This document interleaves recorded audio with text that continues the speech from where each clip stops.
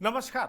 बिहार की बात में आपका स्वागत है। मैं हूं पंकज कुमार। इस खास पेशकश में हम बताएंगे कि आज तेजस्वी यादव, राहुल गांधी और मल्लिकार्जुन खड़गे के बीच बातचीत क्या हुई। आपको बता दें कि आज तेजस्वी यादव कांग्रेस के अध्यक्ष मल्लिकार्जुन खड़गे से मिलने आए थे और राहुल गांधी को 3 बजे अहमदाबाद पहुंचना था। ये मैं आपको एक्सक्लूसिव इंफॉर्मेशन दे रहा हूं, लेकिन राहुल गांधी ने अहमदाबाद जाने में थोड़ी देर कर दी क्योंकि वो तेजस्वी यादव से मिलना चाहते थे। अब आप समझ लीजिए कि जब राहुल गांधी रुक गए, तेजस्वी यादव से मिलना चाह रहे थे, इसका मतलब है कि राहुल गांधी तेजस्वी यादव को अच्छा खासा इंपॉर्टेंस दे रहे हैं। राहुल गांधी का रुख सकारात्मक है। ऐसे में जब इन तमाम नेताओं की मीटिंग हुई जिसमें राहुल गांधी मौजूद थे, मल्लिकार्जुन खड़गे मौजूद थे, कृष्णा लावरू मौजूद थे, राजेश राम मौजूद थे, तेजस्वी यादव के साथ मनोज झा थे, संजय यादव थे, और आप समझ लीजिए कि तकरीबन 1 घंटे की मीटिंग चली। और उसके बाद प्रेस से मुखातिब होते हुए राजेश राम ने बहुत तरह की बात कही। उसमें कहा कि अलग अलग दिन हम बैठेंगे और सब कुछ तय कर लेंगे। लेकिन सवाल ये उठता है कि अंदर 1 घंटे की मीटिंग क्या हुई और उस मीटिंग में क्या क्या चर्चा हुई, ये सारी बात हम आपको बताने जा रहे हैं। तेजस्वी यादव का कंसर्न क्या था, राहुल गांधी का कंसर्न क्या था, मल्लिकार्जुन खड़गे ने क्या बोला, और फिर मनोज झा, संजय यादव ने उसके बाद क्या कुछ कहा, ये सारी बातें हम आपको सिलसिलेवार तरीके से बताएंगे कि दरअसल सबसे बड़ा कंसर्न राहुल गांधी का क्या था और उसमें तेजस्वी यादव ने क्या कुछ कहा और उसके बाद आगे किस तरीके से बातचीत जारी रहेगी। क्योंकि आपको बता दें कि कल जब कांग्रेस के यशवंत कुमार ने यह सवाल उठा दिया कि तेजस्वी यादव सीएम नहीं होंगे, राजेश राम सीएम होंगे, और उसके बाद तेजस्वी यादव को लगा कि 17 तारीख की मीटिंग जो महागठबंधन के तमाम घटक दलों के बीच में होनी है, उससे पहले एक बार कांग्रेस के शीर्ष नेताओं से मिलना बहुत जरूरी है, और जब तक उनसे मुलाकात नहीं होगी तब तक 17 की मीटिंग में बैठने का कोई औचित्य नहीं रह जाता है। दरअसल तेजस्वी यादव ये समझना चाहते थे कि कांग्रेस के दिमाग में चल क्या रहा है, और शीर्ष नेतृत्व से मिलने के बाद इस सब पर पर्दा हट जाएगा। हम पर्दा हटाएंगे, हम आपको बताएंगे कि आखिरकार क्या बात हुई। आप बने रहिए हमारे साथ। लेकिन पहले आपको सुनाते हैं कि मीटिंग के बाद नेताओं ने क्या कुछ कहा, तेजस्वी यादव ने क्या कहा, राजेश राम ने क्या कहा, और उसके बाद हम शुरू करेंगे चर्चा। और चर्चा में मीटिंग की खासियत, मीटिंग के मुद्दे, किसने क्या कहा, वो हर बात आपको बताएंगे। और हम लोगों की क्या स्ट्रैटेजी है वो तो मीडिया में हम लोग बताते नहीं हैं, लेकिन हम लोगों की पूरी तैयारी है और हम लोगों का पूरा मजबूती के साथ बिहार को आगे ले जाने का संकल्प है। 20 साल से जो सरकार चल रही है और 11 साल एनडीए की मोदी जी प्रधानमंत्री हैं देश भर के, बिहार को जिस हिसाब से सौतेला व्यवहार किया गया, इनके 20 साल के राज में भी बिहार सबसे गरीब, प्रति आय व्यक्ति सबसे कम, किसानों का आय सबसे कम, पलायन सबसे ज़्यादा बिहार में है। और हम सब लोग जो है मुद्दे के आधार पर जो है चुनाव लड़ना चाहते हैं। हम लोग विपक्ष में हैं और आप सब लोगों को पता है कि जिस हिसाब से हम सब लोगों का एक कर्तव्य बनता है कि सरकार की खामियों को उजागर हम लोग करें, वो हम लोग जनता के बीच भी जाएंगे और सारी चीज़ों को रखेंगे। कोई तेजस्वी चेहरा होंगे, कोई आप पता नहीं आप लोग क्यों चिंतित रहते हैं चेहरे की। आज का जो मीटिंग था काफी सशक्त और एकजुटता होते हुए हम लोग एनडीए सरकार से मिल करके पूरी ताकत से लड़ेंगे, मिल जाएगी। तेजस्वी सीएम का चेहरा होंगे गठबंधन के? देखिए ऐसा है कि जैसे कि मैंने कहा कि हम लोग अलग अलग तिथि पर बैठ के, चूंकि हम लोग 5 पार्टनर हैं, उस पर हम लोग सारे पॉइंट पर विमर्श किए हैं और उस पॉइंट पर टाइम टू टाइम बैठेंगे और बैठने के बाद जैसे जैसे निर्णय होगा हम लोग आगे बढ़ते जाएंगे। सहमति बन गई है आशीष जी, ऐलान जब भी हो सहमति बन गई है। देखिए ऐसा है कि आगे के लिए प्रभारी जी बताइए। कांग्रेस प्रेसिडेंट राहुल जी, आरजेडी के नेता तेजस्वी जी और हम सब के साथ अच्छी मीटिंग हुई। बिहार में आने वाले दिनों में कैसे आगे बढ़ना है इस पे विस्तार से चर्चा हुई। 17 तारीख को पटना में मीटिंग है, उसमें आगे की जो रणनीति है उसके बारे में कैसे बढ़ना है उस पर चर्चा होगी। कांग्रेस कितनी सीटें लड़ेगी? आज की बैठक शुरुआत थी, अगर सारी चीजें आज ही हो पाती तो हम आपको जरूर बताते। 17 को पटना में दूसरी मीटिंग है, उसमें ये काम जो आज शुरू हुआ है उसको सारे दलों से मिलकर कंबाइंड कंसेंसस बनाकर रणनीति बनाकर हम आगे बिहार में बढ़ेंगे। धन्यवाद। चलिए, तो आपने सुना किस तरीके से कृष्णा अल्लावरू बात कर रहे हैं, राजेश राम बात कर रहे हैं, तेजस्वी यादव इस क्वेश्चन को इवेट करते हुए नजर आए, स्किप करते नजर आए कि आप लोग सीएम के चेहरे को लेकर के क्यों ज़्यादा चिंतित हैं। पर सबसे बड़ा मुद्दा तो यही है, और इस मुद्दे पर आखिरकार क्या कुछ हुआ ये हम आपको बताने जा रहे हैं। हमारे साथ जुड़ रहे हैं कुछ मेहमान जिनसे आपका परिचय करा दें। हमारे साथ इंद्रभूषण जी जुड़े हैं, वरिष्ठ पत्रकार हैं, आपका स्वागत है। हमारे साथ संजीव पांडे जी जुड़े हैं, राजनीतिक विश्लेषक हैं, आपका भी बहुत स्वागत है। और रामबंधु वत्स जी राजनीतिक विश्लेषक हैं, आपका भी बहुत स्वागत है। इंद्रभूषण जी, सीधा मैं आपके पास आना चाहूँगा, मीटिंग की कुछ जानकारी दे पाएँ आप? मीटिंग में जो सबका एक ही मुद्दे पर सवाल था, सब लोग लगे हुए थे कि बिहार का अगला सीएम फेस कौन होगा। उसमें कोई भी निर्णय नहीं हो पाया, यानी कि इस बार 2020 वाली स्थिति नहीं है। 2020 में राजद के लोग दबाव बना के, लालू जी दबाव बना के बेटा का नाम आगे कर लिए थे। इस बार लालू जी और लालू परिवार का दबाव नहीं काम कर रहा अब तक, इससे यही साबित हुआ। फिर वो अल्लावरू जी ने कहा कि फिर 17 को बैठक होगी। अब देखिए आगे क्या। ठीक है, ये तय है कि सबसे बड़ी पार्टी आरजेडी है, आरजेडी का नेता तेजस्वी है, तेजस्वी सीएम बनेंगे। लेकिन जब तक कांग्रेस अपने तरफ से नहीं कह दे कि हाँ तेजस्वी ही महागठबंधन के सीएम फेस होंगे, तब तक तो वह इस पर सवाल होता ही रहेगा। और आज की मीटिंग के बाद भी जब इस सवाल का उत्तर नहीं आया, यानी कि आप यही समझिए कि अभी भी कांग्रेस राजद पर दबाव बनाने में कामयाब रही नहीं।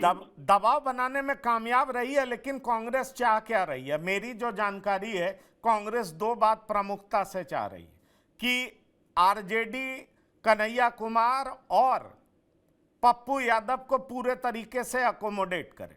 मतलब इस पे जो उसके मन में विभेद है और जिस तरह की वैमनस्यता है उसको दूर करे। और ऐसा मैं इसलिए कह रहा हूं क्योंकि जब एआईसीसी की मीटिंग हो रही थी तो बिहार से बोलने वाले में कन्हैया कुमार सबसे आगे थे, राजेश राम ने भी बात की और पप्पू यादव अगली पंक्ति में बैठे थे। जहां तक आपको बताएं, रहने वालों में तो जहां आईटीसी नर्मदा में तमाम कांग्रेसी रुके हुए थे, बड़े नेता रुके हुए थे, वहीं पप्पू यादव भी रुके हुए थे। और आप सुन रहे होंगे कि पप्पू यादव बिहार पहुंचते हैं और किस तरह का बयान लगातार दे रहे हैं। तो दरअसल कांग्रेस अंदर से इस बात को लेकर के तैयार है कि आप सीएम का चेहरा बनिए, हमें कोई दिक्कत नहीं है, लेकिन हमें रेस्पेक्टेबल सीट, मनचाही सीटें और पप्पू और कन्हैया कुमार को अकोमोडेट करना सीखिए। ये हमारे रिप्रेजेंटेटिव रहेंगे, हमारी तरफ से प्रचार करेंगे, हमारे नेता रहेंगे। इस पर आपका कोई भी इंटरवेंशन नहीं चलेगा। अब हम आपके सम्मानित घटक दल हैं, हम आपके पिछलग्गू नहीं हैं। क्या कहते हैं आप? देखिए, लालू जी कई बार कह चुके हैं, जब तक अखिलेश जी यहाँ के अध्यक्ष थे तो लालू जी ने 5-7 बार उनको कह दिया कि इस बार तुमको 35 से 40 सीट से ज्यादा नहीं देंगे। यही मैसेज अभी चल रहा था। इसी हिसाब से वो जो पुराने मोहन प्रकाश जी प्रभारी थे वो भी यही बात कह रहे थे। तो ये पूरी टीम चेंज की गई। क्यों चेंज की गई? अल्लावरू जी आए, राजेश जी आए, पूरी टीम चेंज हुई। इसलिए चेंज हुई कि कांग्रेस चाहती है कि बिहार में उसको एक सम्मानजनक सीट मिले। पिछली बार उनको 70 सीटें मिली थी, कम से कम उतनी भी जरूर मिले दूसरा, आप समझिए, जब वो पूरे बिहार में अभी युवा कांग्रेस ने रैली किया कन्हैया को आगे करके, तो राहुल जी बेगूसराय में क्यों गए? ये आपको समझना ही चाहिए कि भाई वो चाह रहे हैं कि कन्हैया को प्रमुखता मिले। पप्पू यादव लगातार तेजस्वी के सीएम फेस पर लगातार सवाल उठा रहे हैं। पप्पू यादव को हराने के लिए तेजस्वी जी वहां बैठे पूर्णिया में, फिर भी वो नहीं आ रहे। तो कहीं ना कहीं तो जो आप बोल रहे हैं वो बात सही है, इसमें कोई दो मत नहीं है। लेकिन देखिए, तेजस्वी के सीएम फेस से कांग्रेस को आपत्ति नहीं है। कांग्रेस को 70 सीट चाहिए और कांग्रेस को अब वो बड़ा छोटा भाई नहीं चाहिए, बराबरी का भाग चाहिए, पूरी सम्मान चाहिए। सिस्टम में आपको रहना पड़ेगा। अब कांग्रेस दिल्ली में अभी 100 सीट के आसपास है, तो वो उसी हिसाब से सोच रही है कि 2029 के चुनाव में राजद उसको सम्मानजनक सीट दे लोकसभा में भी, उसकी तैयारी अभी से हो रही है। उसी हिसाब से कांग्रेस राजद को तोड़ गई। चलिए, हमारे साथ संजीव पांडे जी भी जुड़े हैं। संजीव पांडे जी, आपका स्वागत है। सीधा सवाल है, आप इस मीटिंग को किस तरीके से देख रहे हैं? अब कांग्रेस डिफेंसिव तो नहीं दिखाई पड़ रही, कांग्रेस अभी भी दबाव बनाए हुई है। हमारी जानकारी में तेजस्वी यादव 17 से पहले, जब महागठबंधन की बैठक होनी है, उससे पहले आए थे कांग्रेस के शीर्ष नेतृत्व से मिलने कि उनसे बात करके उनके मूड को टटोला जाए, भांपा जाए और तभी 17 की मीटिंग की जाए। अब इस मीटिंग के बाद आप क्या निष्कर्ष निकाल रहे हैं कि क्या कांग्रेस अभी भी आक्रामक खेल रही है, दबाव बनाई हुई है, अपनी बात पर अड़ी हुई है और अब कांग्रेस रिस्पेक्टेबल पोजीशनिंग चाहती है बिहार में और ये अब आरजेडी को मानना पड़ेगा? कैसे देख रहे हैं आप?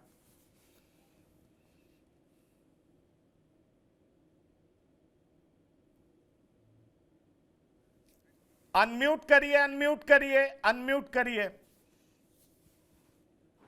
कांग्रेस और आरजेडी दोनों की मजबूरी है कि इकट्ठे रहें।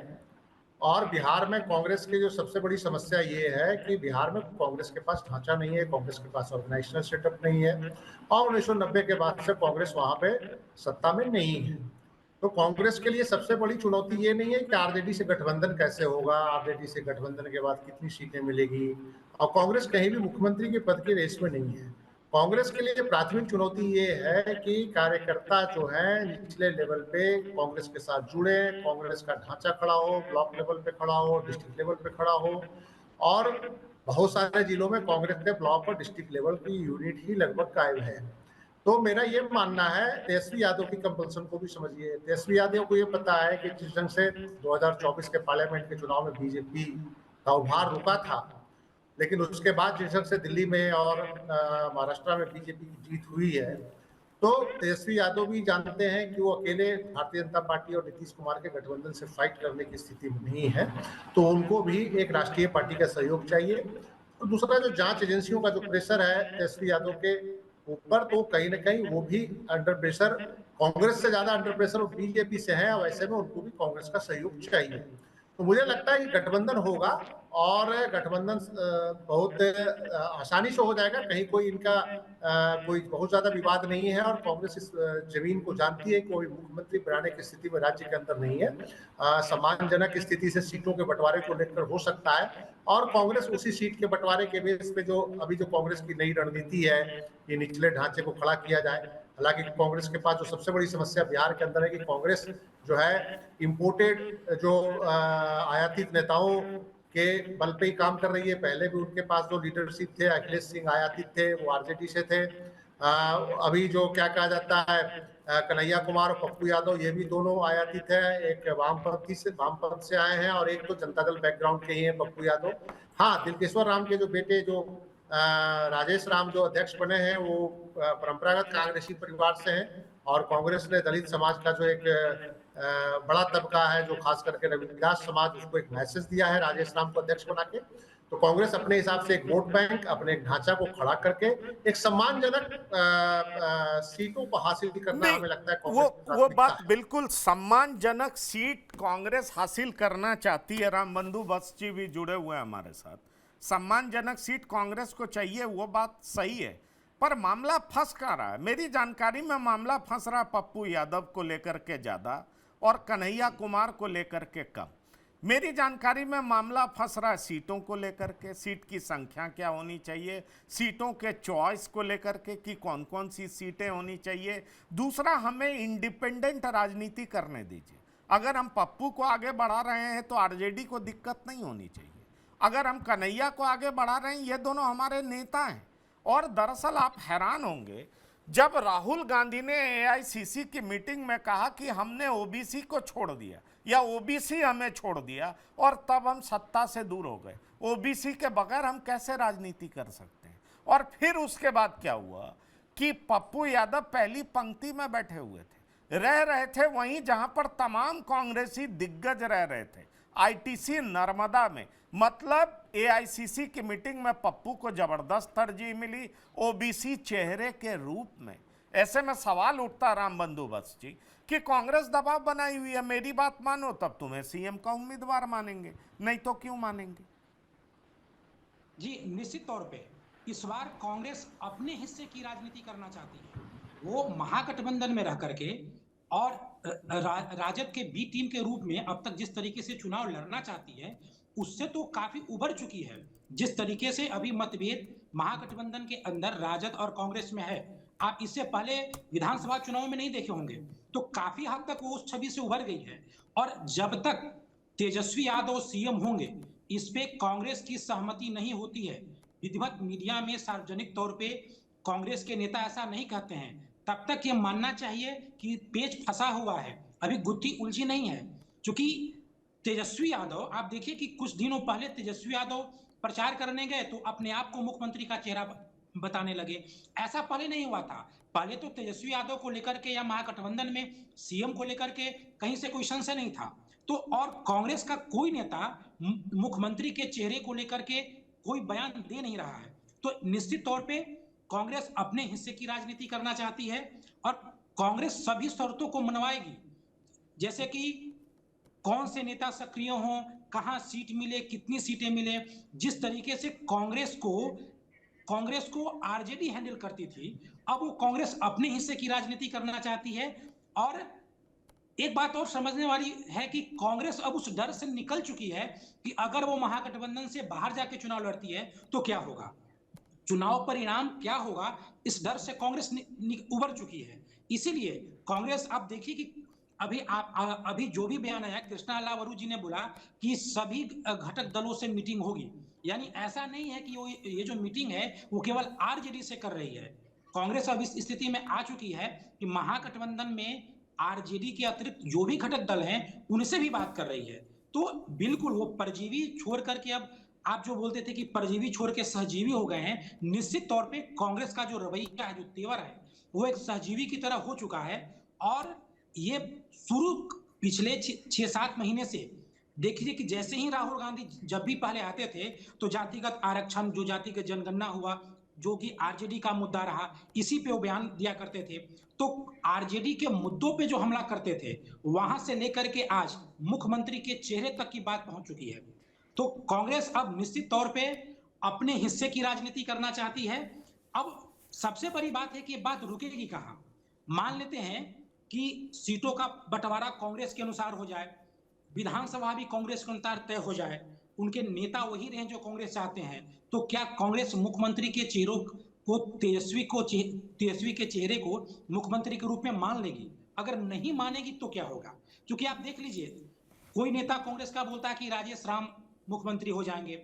अभी कई टीवी चैनल में, निजी चैनल में मैं पप्पू यादव को भी सुन रहा था, वो भी अपने आप को मुख्यमंत्री का चेहरा बता रहे थे। तो महागठबंधन में जो एक कांग्रेस के अंदर भी मुख्यमंत्री का चेहरा बताने की जो एक नई परंपरा शुरू हो गई है, ये कहां जाके रुकेगी और क्या होगा? नहीं, अगर वो कहां जाकर के रुकेगी रामबंधु बस जी, जो मैं जान पा रहा हूं और जो मुझे पता है, इंद्रभूषण जी बेहतर बताएंगे। दरअसल कांग्रेस इतनी कॉन्फिडेंट इसलिए दिख रही है जबकि कांग्रेस के पास अभी भी संगठन नहीं है, पर कांग्रेस को लग रहा है कि रविदास मेरा वोटर बन चुका है, दलित अब मेरे तरफ देख रहा है, मुसलमान मेरे तरफ देख रहा है। और अगर एक बार मुसलमान को हमने तोड़ लिया तो फिर ये क्षेत्रीय पार्टियां साइडलाइन हो जाएंगी, पुश टू द वॉल हो जाएंगी। और जैसे ये पुश टू द वॉल होंगी, कांग्रेस गेन करेगा। और दरअसल ये लोग ये सोच रहे हैं कि हमारी असली लड़ाई तो 2029 में है, और यही बात पप्पू यादव कह भी रहे हैं। और दरअसल कांग्रेसियों के दिमाग में है भी कि अब मुसलमान पूरे देश में हमारी तरफ देख रहा है, और हम ओबीसी की बात कर रहे हैं। हम आगे बढ़ करके अगर मुसलमान हमारी तरफ आया, ओबीसी भी हम तोड़ लिए, तो फिर क्षेत्रीय दल की हमें जरूरत क्या है? और क्षेत्रीय दल अगर हमारी बात नहीं मानी तो उसको ज्यादा नुकसान होगा। अभी विधानसभा चुनाव में मुख्यमंत्री तेजस्वी को बनना, हमको नहीं बनना। जरा आप सोचिए, इंद्रभूषण जी, मैं आपसे कह रहा हूं, दिल्ली में हरा दिया अरविंद केजरीवाल को, उसके बाद गुजरात में पूरे तरीके से आम आदमी पार्टी धाराशाही दिखाई पड़ती। अगर अरविंद यहां पर जीत चुके होते, आम आदमी पार्टी जीत चुकी होती, तो सोचिए गुजरात में कांग्रेस इतनी कॉन्फिडेंट दिखती क्या जितनी दिखाई पड़ रही है। ऐसे में सवाल उठता है कि ये जो कांग्रेस के भीतर का कॉन्फिडेंस है, वही आरजेडी को बार बार डिफेंसिव बना रहा है। नहीं तो आरजेडी तो बिना कांग्रेस से पूछे ही तय कर देती थी उम्मीदवार कौन होगा, कौन मुख्यमंत्री होगा। इंद्रभूषण जी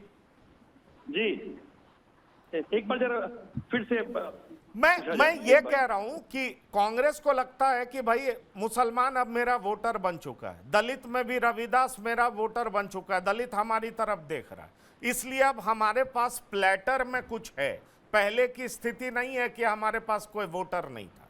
अब हमने अगड़ा चेहरा भी उतार दिया, कन्हैया, जो कि लोगों को गोलबंद कर सकते हैं, खासतौर पर मुसलमान को गोलबंद कर सकते हैं, और कुछ हद तक अगड़ों में भी सेंधमारी कर सकते हैं।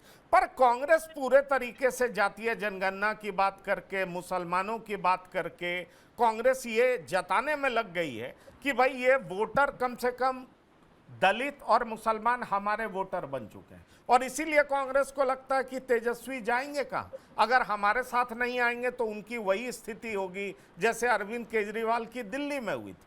और अरविंद केजरीवाल को हराने के बाद यकीन मानिए कांग्रेस जितनी खुश थी, जैसे लग रहा था कि कांग्रेस की सरकार बन गई। और हमने कई लोगों से पूछा अभी, तो कांग्रेस के नेताओं ने कहा देखिए अगर दिल्ली में आम आदमी पार्टी नहीं आ रही होती तो गुजरात में आम आदमी पार्टी चहक रही होती। अभी गुजरात में आम आदमी पूरे तरीके से धाराशाही है, इसलिए बिहार के चुनाव में भी हमको कुछ नहीं खोना है, पाना आरजेडी को है। अगर आरजेडी हमारे तरीके से चली तो ठीक है, नहीं तो कोई बात नहीं, हम गेन नहीं करने जा रहे हैं। आप कैसे देख रहे हैं इसको? देखिए आप इसको ऐसे आप देखिए, मैं मान रहा हूँ कि फिर से जो मंडल का दौर था 90 वाला, जब बीजेपी को लगा कि अब मंडल एकदम चरम पे है और हम पीछे हो रहे हैं, तो उसने कमंडल, राहुल जी सब करके देख चुके हैं। उनको लग रहा है कि जो बीजेपी के हम आधार वोट को नहीं तोड़ पा रहे हैं, तो अब वो समाजवादियों का जो आधार वोट था, जो बिहार यूपी या जो समाजवादियों लोगों का जो था कि ओबीसी और अगड़ा पिछड़ा करके, तो उन्होंने बीजेपी के कार्ड में अब जो समाजवादियों का आधार वोट है या आधार नारा है उसको उन्होंने ग्रैब कर लिया है। अब वो ओबीसी की बात करते हैं, वो जातीय जनगणना की बात करते हैं, वो आरक्षण की बात करते हैं। तो इसको ऐसे भी देखिए कि जब से राहुल ने समाजवादियों का नारा अडॉप्ट कर लिया है, तब से इन लोगों के लिए भी संकट है। बिहार में तेजस्वी के लिए, यूपी में मुलायम के पुत्र के लिए, इन सबके सामने संकट आ गया है। तो अब इन लोगों को भी लग रहा है कि कोई चारा नहीं। अगर राहुल गांधी ही लगातार ये बात करते रहेंगे जातीय गणना, आरक्षण की सीमा को तोड़ना, तो फिर हम कहाँ जाएंगे? तो कांग्रेस ने बहुत तरीके से एक पूरे रणनीति के तहत उनको वहां पहुंचा दिया है कि उनको इनके साथ रहना ही पड़ेगा। अगर नहीं रहेंगे, जो आपने अभी कहा, जो हरियाणा में हुआ और जो फिर आपको दिल्ली में हुआ, नहीं रहेंगे तो फिर बिहार से तेजस्वी भी वॉश आउट हो जाएंगे, कांग्रेस उस जगह पे आ जाएगी। तो ऐसा कांग्रेस ने एक माहौल बना दिया है, और वो बना रही है कि 2029 के चुनाव तक फिर कमंडल और मंडल वाला स्थिति आए और मंडल का नेतृत्व कांग्रेस के हाथ में रहे। तो ये मजबूरी भी है, इन लोगों की मजबूरी भी है कि ये लोग अब कांग्रेस को छोड़ नहीं सकते हैं। नहीं, आप बिल्कुल ठीक कह रहे हैं। और आपको बता दें, आप हैरान हो जाएंगे, कर्नाटक में कांग्रेस लिंगायत और वोकालिंगा को डंप करने के मूड में आ गई। कांग्रेस चाहती है तेलंगाना मॉडल पे आप जातीय जनगणना करिए, और वो जो कुर्बा कम्युनिटी है मतलब सिद्धारमैया सीएम बने रहेंगे। आप डीके शिव कुमार का सपना ही रह जाएगा, क्योंकि लिंगायत और बोका लिंगा मिलके 25% नहीं हो पाते। आप ये जानिए, एकदम फुल फ्लेजेड ओबीसी पॉलिटिक्स, मुसलमान पॉलिटिक्स पर कांग्रेस उतर चुकी है। इंद्रभूषण जी, आप कुछ कहना चाह रहे हैं? जी, अभी जो अहमदाबाद में जो कांग्रेस का सम्मेलन हुआ, आप पता कर लें, 56 वक्ता बोले, उसमें 41 थे दलित और ओबीसी। तो ये कांग्रेस कहाँ जा रही है, आप इसको समझना पड़ेगा। कांग्रेस कैसे अखिलेश को हटा के राजेश को लाई है। तो ये पूरा सिस्टम एक कांग्रेस वो बना रही है कि आने वाले अगले लोकसभा चुनाव में पूरा मंडल का जो वो उसकी नेता राहुल गांधी रहे, चाहे आरक्षण का मसला हो, जातीय जनगणना का मसला हो, सब पर वो इतने एग्रेसिव हैं कि अब इन लोगों के सामने, ये क्षेत्रीय दलों के सामने संकट भी है। हिंदी बेल्ट में करेंगे क्या ये लोग? वो कांग्रेस इन लोग वहां पहुंचा रही है कि इन लोगों को कांग्रेस की बात माननी ही पड़ेगी, नहीं तो ये लोग वही आपकी तरह बिहार से तेजस्वी और यूपी से वो समाजवादी की स्थिति खराब हो जाएगी। तो ये आपको इसको समझना पड़ेगा कि जो अधिवेशन में 41 वक्ताओं को बुलवा रहा है ओबीसी से और दलित से, तो पार्टी अब कहाँ चली गई? पार्टी 360 डिग्री पर अब घूम चुकी है। नहीं, वो बात बिल्कुल आप ठीक कह रहे हैं। डॉक्टर संजय भी हमारे साथ जोड़ रहे हैं। डॉक्टर संजय, राहुल गांधी अगर इस तरह की बात करेंगे जातीय जनगणना, और राहुल गांधी खुद क्या हैं ये तो सबको पता है। अखिलेश बात करते हैं तो समझ में आती है, लालू बात करते हैं तो बात समझ में आती है, पर राहुल गांधी होकर के वो कौन सा ब्राह्मण अपने को बताते थे, अगर इसकी बात करेंगे तो क्या इसका इम्पैक्ट पड़ेगा क्या? क्योंकि 60 के दशक से अगर कांग्रेस का डाउनफॉल हुआ है तो उसमें तो ओबीसी की ही भूमिका रही है। समाजवादी पार्टी ओबीसी की मदद से ही कांग्रेस को हराती रही है या कमजोर करती रही है। ऐसे में राहुल गांधी अपने ट्रैक रिकॉर्ड से बिल्कुल उलट चल करके किस हद तक कामयाब होंगे? ठीक है, आप कर्नाटक में सिद्धारमैया ले आइए, चलिए आप कहिए कि भाई लिंगायत बोका लिंगा से अब बहुत मतलब नहीं है। लोग अंदर खाने कह रहे हैं कि डीके शिव कुमार अब कैसे सीएम होंगे, पर सवाल उठता है कि देश के स्तर पर एक ओबीसी के लिए बात करे तो बात समझ में आती है, पर क्या एक गांधी ब्राह्मण अगर बात करेगा तो क्या देश स्तर पर आपको लगता है कि व्यापक असर होगा? चूंकि ये तो कह चुके हैं कि 15% वोट की जरूरत हमें नहीं, तो भाई 15% वोट की जरूरत इनको नहीं है, तो 85% वोट से ही अगर ये सत्ता में आ जाते हैं तो इनकी बड़ी उपलब्धि होगी। और नेहरू जी, श्रीमती इंदिरा गांधी, राजीव गांधी, अगर ये 3 लोग कांग्रेसी थे या नहीं थे, इनके ट्रैक रिकॉर्ड को और इनके बयानों को देखिए।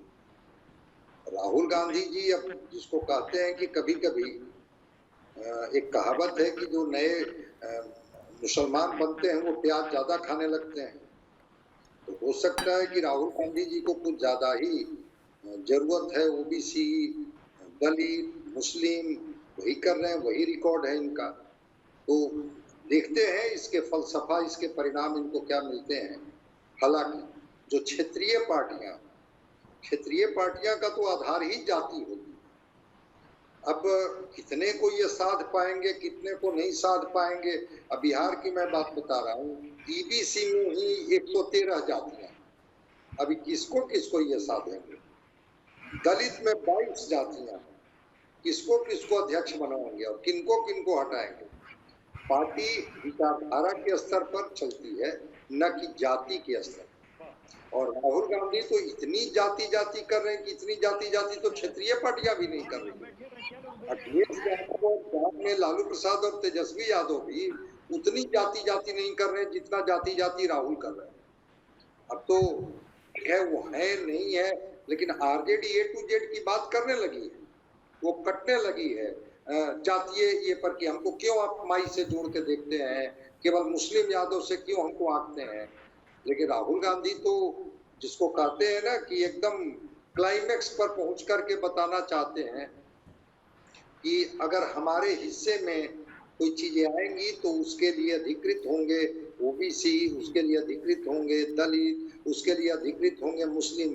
और कर्नाटका में तो इस प्रयोग को किया गया ना भाई। आरक्षण के मामले में तो कर्नाटका में जिस तरह से मुस्लिम को ओबीसी में डाल करके खेल खेला गया सबको पता है। आंध्र प्रदेश में हाई कोर्ट का इंटरफेयर हुआ तब जाके इनका मामला खुला। यहाँ तो कर्नाटका में तो ओबीसी ने जो आयोग है उसी ने इनको केस कर दिया, पोल खोल दिया। तो देखते हैं कि क्या क्षेत्रीय पार्टियां खत्म हो जाएगी और बस जाति के सबसे बड़े लंबरदार, जाति के सबसे बड़े ठेकेदार राहुल गांधी बन जाएंगे और बन करके पूरे भारत ठीक है पर अभी जो बात, जैसे तेजस्वी भी कह रहे हैं सकारात्मक बातचीत हुई है, पर सकारात्मक बातचीत क्या हुई? और राजेश राम कहते हैं कि 5 अलग अलग मीटिंग करेंगे, अलग अलग दल से करेंगे। अरे 2-3 बात ही है ना, उसके अलावा और क्या बात है? संजीव पांडे जी, सीएम का चेहरा कौन होगा, कांग्रेस को कितनी सीटें मिलेगी, तेजस्वी यादव और पप्पू यादव को अकोमोडेट करिए, इसके अलावा मुख्य मुद्दा कुछ और है क्या?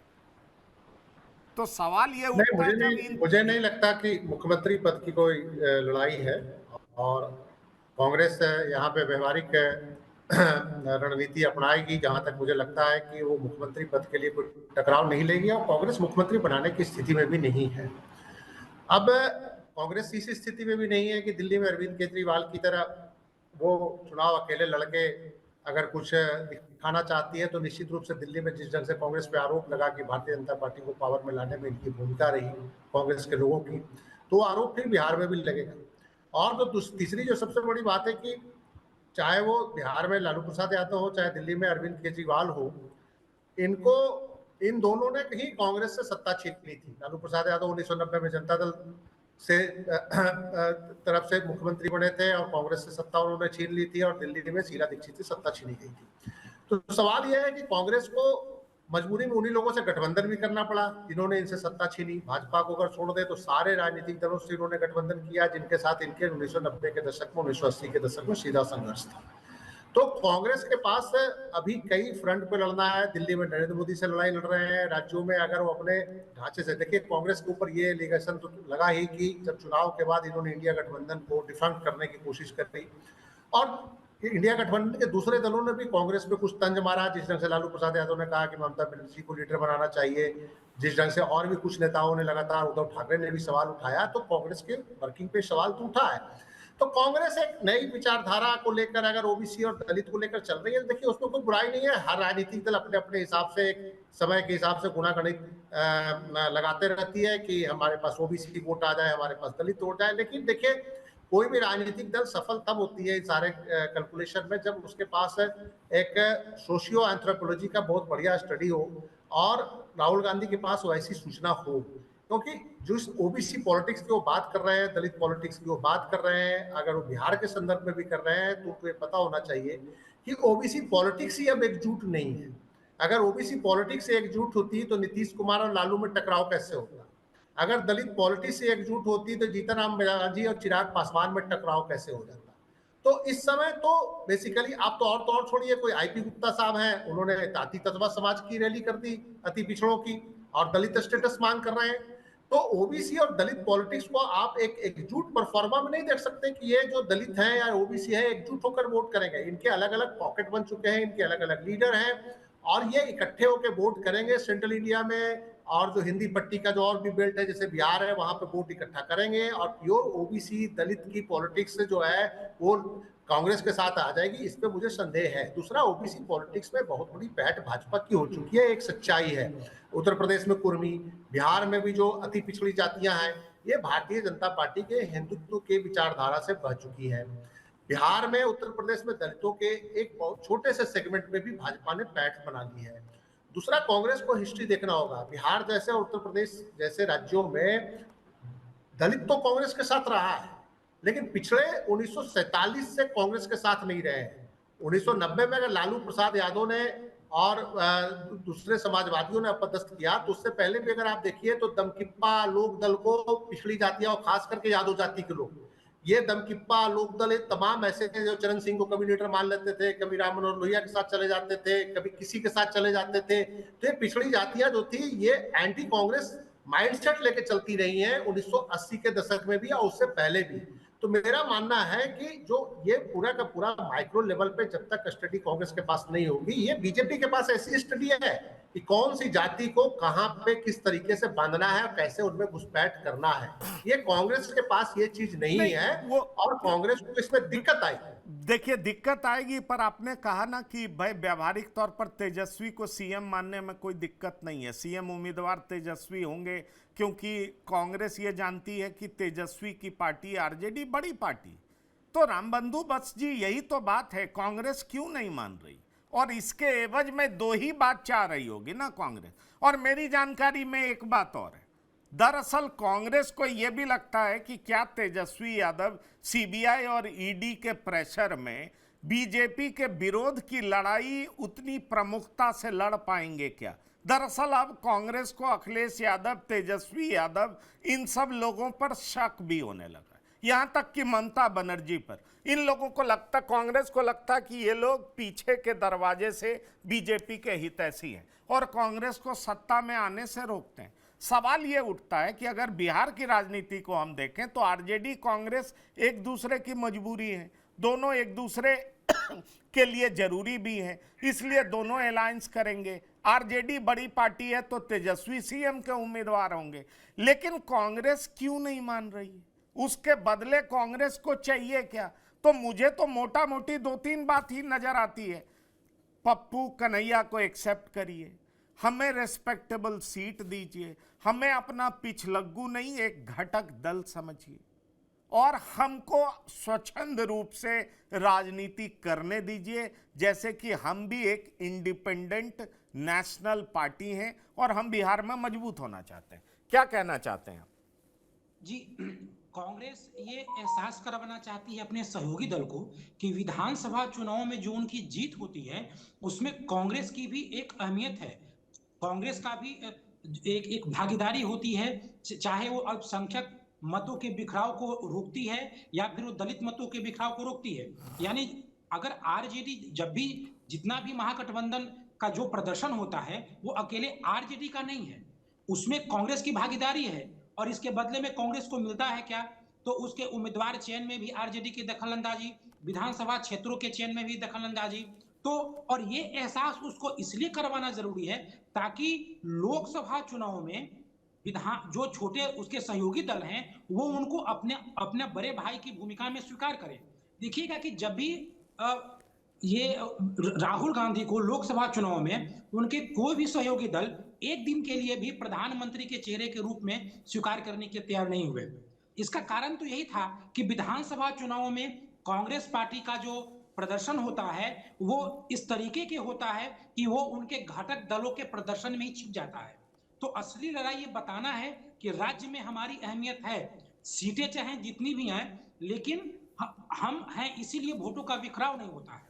और इसी के कारण वो अपने मनपसंद नेताओं को अब सक्रिय करना चाहती है, वो अपने मनचाही सीटें लेना चाहती हैं। जो 70 सीटों में तो 30 ऐसी सीटें कांग्रेस मानती है कि 30 ऐसी सीटें हैं जहां पे तो बीजेपी पहले से ताकतवर है, उसको हारने के लिए वो सीटें दी गई है। तो इस तरीके से वो अब चाहती है चुनाव लड़ना कि वो लगे कि उसकी हिस्सेदारी है। और ये असली लड़ाई तो लोकसभा चुनाव का है। अगर इसमें कोई भी देखिए, मुख्यमंत्री का चेहरा तो एक पॉइंट है, अगर मुख्यमंत्री को चेहरे पे तेजस्वी को लेकर के सहमति बन जाती है तो ये मान लेना चाहिए कि अब हर तरह की जो गुत्थी है वो सुलझ गई। लेकिन तो गुत्थी सुलझ गई तो इसका मतलब क्या समझा जाए इंद्रभूषण जी? गुत्थी 50 सीट पर सुलझेगी या 70 सीट पर सुलझेगी या 50-70 के बीच में सुलझेगी?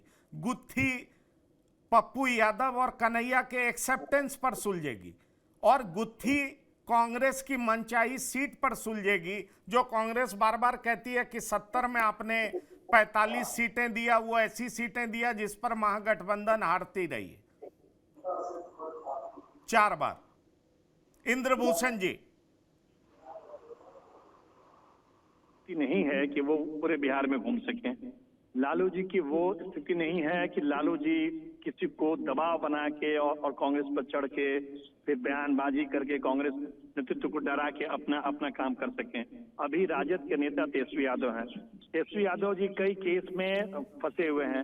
तो जो कांग्रेस है राजद के इसी सब कमियों का फायदा उठाते हुए इस बार 2-3 चीज क्लियर करना चाहती है। एक तो वो क्लियर करना चाहती है कि इस बार आप सीट तय नहीं करेंगे, सीट हम तय करेंगे। 60 मिले, 65 मिले, 55 मिले, 70 मिले, 50 से नीचे तो कांग्रेस तैयार नहीं होगी। 50 से 70 की भी सीटें मिलेगी, जो सीटें मिलेगी वो कांग्रेस तय करेगा, आप तय नहीं करेंगे। दूसरा, आपके कैंडिडेट कांग्रेस के सिंबल पर नहीं लड़ेंगे, हम अपना कैंडिडेट तय करेंगे। तीसरा, अभी इस बार वो स्थिति नहीं है कि आप एकदम समझिए कि आप हमको बाहर निकाल देंगे तो हम सड़क पे आ जाएंगे। इसलिए आप देखिए पिछले 1 महीने में कई केंद्रीय स्तर के कांग्रेस के नेता बिहार में घूम रहे हैं, सचिन पायलट से लेकर जितने नेता आ रहे हैं, यही दबाव है कि हम राजद पर आश्रित नहीं हैं।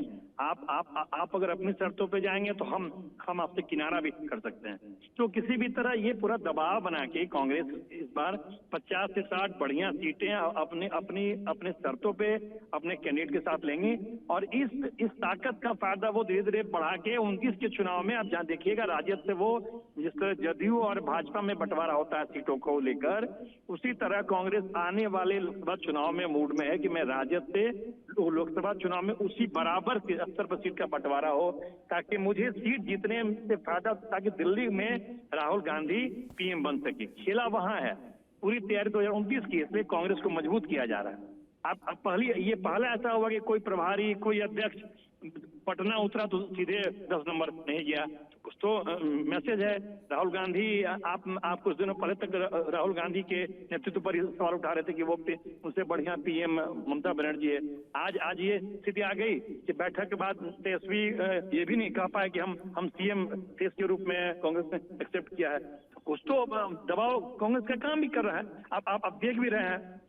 तो यही है, अभी फिलहाल वो लोग कांग्रेस राजद से दब के इस बार नहीं रहेगी, अब अपने शर्तों पे इस बार टिकट लेगी, उम्मीदवार लेगी और उसका पूरा फायदा 29 के चुनाव में उठाएगी। ठीक है, पर आप एक चीज ये भी बता दीजिए कि विधानसभा चुनाव में आप पप्पू और कन्हैया की भूमिका क्या देख रहे हैं, किस तरह की भूमिका? कन्हैया को तो पूरा कांग्रेस घुमा ही रही है, तो मैसेज दे चुकी है। कन्हैया के घर पर जब राहुल गांधी घूम लिए तब तो ये तो तेजस्वी को समझना चाहिए कि मैं कन्हैया की भूमिका क्या है।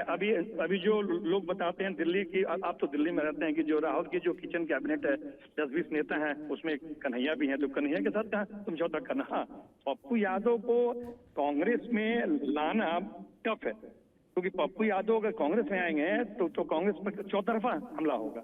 ठीक है, पप्पू यादव अपनी पत्नी को आगे करके कांग्रेस के साथ रहेंगे, घूमेंगे, ठीक है, लेकिन वो पप्पू की अहमियत रहेगी। लेकिन पप्पू कांग्रेस में आएंगे, हमको इसमें भी शक लगता है, वो संभव नहीं। आपको शक लगता है, लेकिन वही तो बता रहा हूं कि कांग्रेस अपना ओबीसी चेहरे के रूप में पप्पू को आगे करती हुई दिखी ना एआईसीसी की मीटिंग में।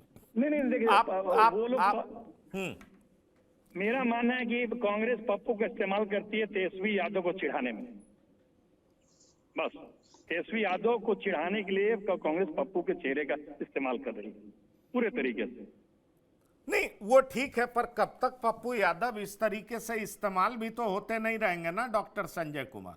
अगर तो पहली पप्पू यादव पूर्णिया का बाहर है कहाँ, वही कोसी में न है। इस्तेमाल होने में उनको तो फायदा ही है, दिक्कत कहाँ है? नहीं, ठीक है, इस्तेमाल होने में फायदा है, लेकिन एआईसीसी की मीटिंग में पहली पंक्ति में बैठना, पप्पू यादव द्वारा बार बार ये कहना कि भाई सीएम के चेहरे के लिए अभी थोड़ा धैर्य रखें, घमंड ना दिखाएं, इस तरह की बात करना और खुल करके एंटी तेजस्वी बात करना, ये बिना कांग्रेस जो चाह रही है वो सारा काम पप्पू यादव कर रहे हैं, तो भाई पप्पू यादव साथ रखने में दिक्कत कहाँ है, परेशानी कहाँ है? चलिए, तो डॉक्टर संजय, हम आपसे ये पूछना चाह रहे हैं कि आपको लग रहा है 17 तारीख की मीटिंग में बहुत कुछ कंक्रीट निकल जाएगा, या आपको ये मामला फंसता हुआ दिख रहा है? आपको लग रहा है आरजेडी डिफेंसिव है? नहीं, आरजेडी को डिफेंसिव होना पड़ेगा। मैं तो बता रहा हूं कि वाम दलों की पार्टियां भी तेजस्वी यादव के चेहरे को लेकर के अभी अपने रुख को स्पष्ट नहीं किया। दूसरी चीज, मुकेश सहनी 60 सीट मांग रहे हैं, कांग्रेस 70 सीट की बात कर रही है, दीपंकर भट्टाचार्य कह रहे हैं कि मेरा स्ट्राइक रेट दिखिए, हमको 60 सीट चाहिए। तो सीट तो 243 ही है ना, आरजेडी कितना पर लड़ेगी? तो 17 के बाद भी 2-4 बैठकें होंगी, लेकिन ये लोग आपस में लड़ेंगे और कांग्रेस जिस तरह से दबाव के मूड में है, ये मान के चल रही है कि हमारे पास खोने के लिए क्या है। अब 19 सीट से तो नीचे हम नहीं जा सकते हैं, तो कांग्रेस फिर एक बार हमें कमजोर सीटें दे देगी या कांग्रेस हमें उसी सीटों पर अटका देगी 40 पर 45 पर। हम क्यों कांग्रेस के साथ गठबंधन में जाएंगे? तो अभी थोड़ा आगे पीछे चलेगा, पोस्टरिंग और पोजिशनिंग होगी, लेकिन गठबंधन होगा। लेकिन 17 में ही कोई परिणाम आ जाएगा ऐसा मुझे नहीं लगता। 17 को में परिणाम आएगा ऐसा आपको दिख नहीं रहा है। वही तो बड़ा इंटरेस्टिंग दिखाई पड़ रहा है कि आखिरकार तेजस्वी करेंगे क्या, वीआईपी पार्टी को संभालेंगे या वीआईपी पार्टी एनडीए में चली जाएगी। पशुपति पारस एक नया एंट्री है, फिर देखिए कई सारे छोटे मोटे दल भी एक्टिव दिखाई पड़ रहे हैं, रामबंधु वत्स जी। तो आप किस तरीके से फॉर्मेशन देख रहे हैं महागठबंधन का?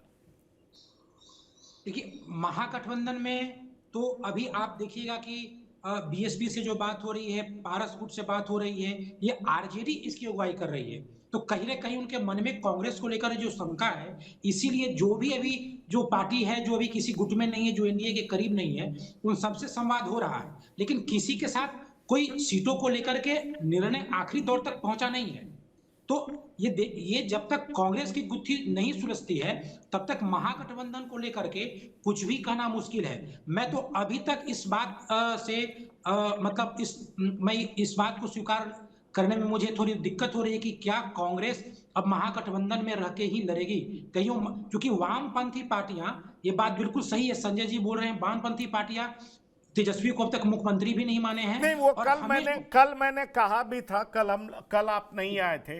दरअसल लेफ्ट के में भी ये आप नेताओं से बात करिए तो उनका मानना है कि तेजस्वी को चेहरा घोषित करने से इंडिया गठबंधन को नुकसान है, क्योंकि कई सारी ऐसी जातियां हैं जो एंटी यादव गोलबंद होती हैं। अगर तेजस्वी चेहरा होंगे तो हमारे वोटर्स भी आरजेडी को वोट नहीं दे पाएंगे, मतलब हम वोट ट्रांसफर नहीं करा पाएंगे। तो ये सिर्फ कांग्रेस राजनीतिक वजहों से विरोध कर रही है, पर लेफ्ट पार्टी वोट को देखते हुए विरोध कर रही है जी। और महागठबंधन में एक जंग कांग्रेस जीत चुकी है। वामपंथी पार्टी आरजेडी से ज्यादा कांग्रेस के करीब है। भले ही ये आरजेडी कहती है कि कांग्रेस से अच्छा प्रदर्शन वामपंथी पार्टियों का रहा है, हम उनको सीट ज्यादा देंगे, लेकिन वामपंथी पार्टी बीपीएससी का मुद्दा हो या बजट सत्र का विरोध हो या कोई भी मसला हो, वो कांग्रेस के साथ रही है। तो ये अभी तक वो चीजें सुलझी नहीं है। चलिए संजीव पांडे जी, आपको लग रहा है वीआईपी महागठबंधन में ही बनी रहेगी? ये क्वेश्चन इंद्रभूषण जी मैं आपसे भी पूछूंगा। संजीव पांडे जी पहले आप बता दीजिए, क्योंकि महागठबंधन में वीआईपी पार्टी को लेकर के बहुत शक है। तेजस्वी यादव या उनके आसपास के नेता मुकेश सहनी को लेकर के सशंकित हैं। उनको लग रहा है कि पता नहीं ये कब पाला बदलने, इनकी बात एनडीए से भी हो रही। अनम्यूट करिए। ये जो छोटे दल होते हैं इनके पास कोई आइडियोलॉजिकल कमिटमेंट नहीं होता है और ये किसी भी तरह के प्रेशर में इधर से उधर से भागते रहते हैं। तो मैं समझता हूँ कि अभी भी आरजेडी के पास जो ट्रस्टेड एलाइज जो है, जो आफ्टर इलेक्शन भी जो कांग्रेस के साथ अगर वो आरजेडी के साथ चलेंगे, अगर सत्ता आ भी जाएगी आरजेडी के पास, तो कांग्रेस और वामपंथी हैं। और सरकार में सत्ता में आने के बाद भी सरकार को कंटिन्यू करना एक बड़ा मुश्किल काम होता है। और वैसे में सबसे ज्यादा जो सरकार का खेल बिगाड़ते हैं वो छोटे दल बिगाड़ते हैं। और उसमें ये जो आप जिनकी बात कर रहे हैं, चाहे सहनी साहब हो, चाहे कोई रामचंद्र पासवान हो, ये तुरंत 2 मिनट में सेंटर के दबाव में आके सरकार का साथ भी छोड़ सकते हैं। इसलिए कहीं ना कहीं आरजेडी को सोचना पड़ेगा कि उसके साथ जो ट्रस्टेड एलाई है या तो कांग्रेस है या वामपंथी है, क्योंकि दोनों आइडियोलॉजिकल लेवल पे बीजेपी के साथ कभी भी नहीं जा सकते और दिल्ली वालों के साथ कभी नहीं जा सकते।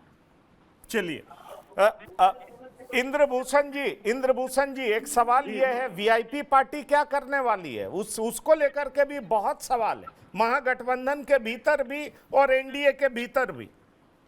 देखिए, बिहार में 3-4 जो नेता हैं, जैसे उपेंद्र कुशवाहा हैं, मुकेश सहनी हैं, आपके उसमें आप चिराग को भी आप जोड़ सकते हैं, पारस हैं। इन लोगों का कोई नीति सिद्धांत थोड़ा ही है बहुत। जहां उनको उनके हिसाब से सीट मिलेगा, जहां उनको लगेगा कि अब हम सत्ता में आने वाले हैं तो कभी भी कहीं चले जाएंगे। उन लोगों से अब ये उम्मीद रखना है कि वो माले और राजद का जो गठबंधन है वो है पिछड़ावाद पर, वंचितों पर, एक वो पॉलिसी पे है। तो वैसे पॉलिसी पर सहनी जी थोड़ा ही हैं। अब सहनी जी को मान लीजिए कहीं ऑफर आ जाए कि चलो भैया उधर तुमको मंत्री बना देंगे तो चले आएंगे इधर, कौन सी बड़ी बात है। सहनी ने अपने फेस पे पार्टी को अपने पैसे पे खड़ा किया। जैसे अभी 2 दिन पहले पटना में एक सम्मेलन हुआ आईपी गुप्ता का, बहुत लोग आए। ये लोग व्यक्तिवादी लोग हैं। हम लोग इसको बिहार के शब्दों में गिरोह बोलते हैं कि सहनी गिरोह, कुशवाहा गिरोह, ये गिरोह के कमांडर है। जहां ये लोग अपना प्लान करेंगे चल देंगे। आशा मत रखिए उनसे कि वो साथ रहेंगे। नहीं, पर उनका एक्सपेक्टेशन क्या है, हम आपसे ये पूछ रहे हैं, क्योंकि हमारी जानकारी में महागठबंधन भी 10 से ज्यादा सीट देने को तैयार नहीं है। देखिए सीट तो बात की बात है। वो चाहते हैं कि तेजस्वी जी उनको बगल में बैठाएं और ये बोले कि अगला मेरी सरकार बनेगी तो हम मुकेश सहनी को डिप्टी सीएम बनाएंगे। अब ये इसी आशा में वो घूम रहे हैं और कई मंचों पर तेजस्वी यादव मंच पे हैं और वो खुद अपने से कहते हैं कि मैं आने वाला महागठबंधन सरकार का डिप्टी सीएम हूँ। अब सोचिए, जो नेता खुद अपने आप को कह रहा है कि मैं डिप्टी सीएम हो गया हूँ या होने वाला हूँ, तो अब आप उम्मीद कर सकते हैं उसको सीट से क्या मतलब है। उसको अपने से अगर ढंग का माने उनका व्यवस्था हो जाएगा तो उधर भी निकल लेंगे, इधर भी निकल लेंगे। चलिए, अंदर की बात तो और भी बहुत कुछ है जो कि जी इस पर बोलना, उनकी बातें चल भी रही है। हाँ, तो इसलिए उस पर बोलना बहुत ठीक नहीं होगा। लेकिन ये किधर है इसको लेकर के ना तेजस्वी को भरोसा है, ना बीजेपी के बड़े नेताओं में ना किसी को नहीं ये किधर है इसको लेकर के नहीं भरोसा। हाँ, इसमें कोई शक नहीं है। बहरहाल मीटिंग को लेकर के क्या हुआ, मीटिंग में क्या हुआ, तमाम बातें हमने आपसे की।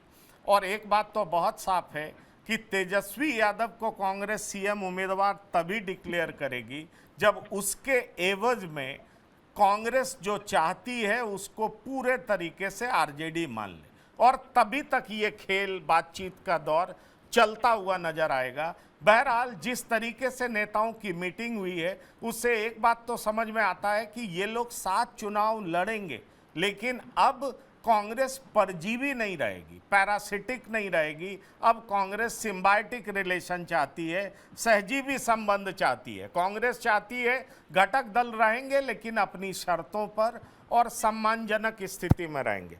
पर क्या आरजेडी इसको एक्सेप्ट करेगी?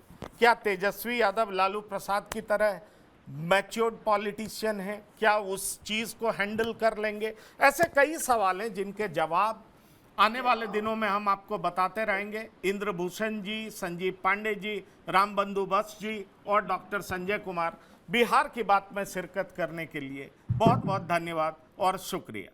तो बिहार की बात में इतना ही। ताज़ा तरीन खबरों के लिए आप लगातार देखते रहिए TV9। धन्यवाद, नमस्कार।